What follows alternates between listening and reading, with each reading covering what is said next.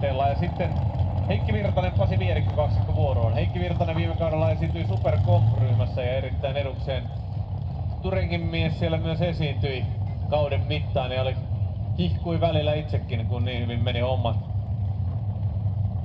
nappiin.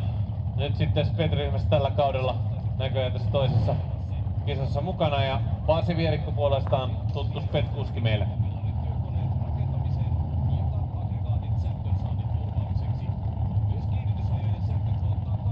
Ja Vierikko edellisessä kisassa Motoparkissa ajoi komeasti semifinaalikerrokselle asti, mutta siellä harmittava alitus. Eli ajoi liian kovaa tuohon asettamaan, sai ihan aikaa nähdä ja näin ollen tietysti siihen, mutta nyt varmasti itseluottamusta uhkuen avauskisan perusteella tullaan mies täällä vihreällä autolla on ajamassa.